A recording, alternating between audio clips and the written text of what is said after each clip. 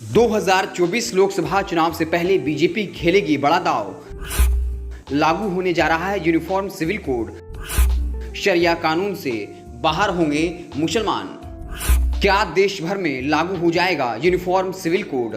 आखिर क्या है मोदी सरकार की योजना? क्या 2024 लोकसभा चुनाव से पहले मोदी सरकार ले सकती है बड़ा फैसला?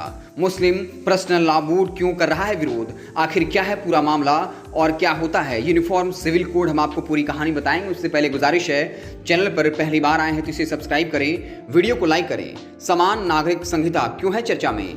यूनिफॉर्म सिविल कोड का मुद्दा फिर से एक बार चर्चा में है। दरअसल कर्नाटक में विधानसभा चुनाव होने हैं। इसी दौरान भारतीय जनता पार्टी ने अपना घोषणा पत्र जारी किया है, जिसमें पार्टी ने यूसीसी यूनियन सिविल कोड लागू करने का वादा किया। पार्टी ने अपने घोषणा में कहा, समान नागरिक संहिता के लिए एक उच्च स्तरीय समिति की गठन की जाएगी, जिसकी सिफारिशों के आधार पर यूसीसी को लागू किया जाएगा।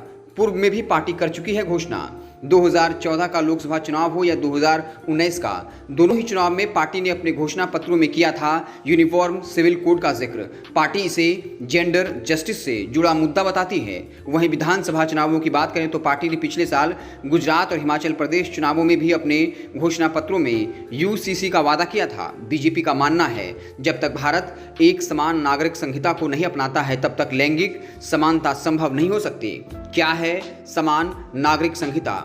नागरिक संहिता का उद्देश्य पूरे देश के लिए एक कानून बनाना है जो सभी धार्मिक समुदायों पर उनके व्यक्तिगत मामलों जैसे विवाह, तलाक, विरासत और गोद लेने पर लागू होता है। यूसीसी का जिक्र संविधान के भाग 4 राज्य नीति के निर्देशक सिद्धांतों में मिलता है। अनुच्छेद 44 इसका वर्णन करता है। इसे लागू करना या ना करना सरकार की इच्छा पर निर्भर करता है। उत्तराखंड की भाजपा सरकार कर रही है यूसीसी लागू।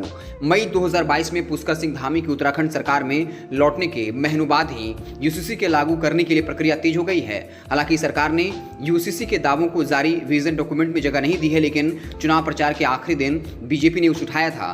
12 फरवरी को राज्य में चुनाव होने से ठीक 2 दिन पहले धामी ने घोषणा की, उनकी सरकार यूसीसी के मसौदे के लिए विशेषज्ञों की एक समिति बनाएगी। मार्च में नवगठित सरकार की पहली कैबिनेट बैठक के बाद धामी ने समिति गठित करने की अपनी योजना की घोषणा की। मई में राज्य के गृह विभाग ने एक आदेश जारी किया, जिसमें लिखा था, राज्यपाल ने उत्तराखंड में रहने वाले लोगों के व्यक्तिगत मामलों को नियंत्रित करने वाले सभी प्रासंगिक कानूनों की जांच करने एवं वर्तमान कानूनों में संशोधन पर एक रिपोर्ट तैयार करने के लिए एक विशेषज्ञ समिति गठित करने की अनुमति दी है।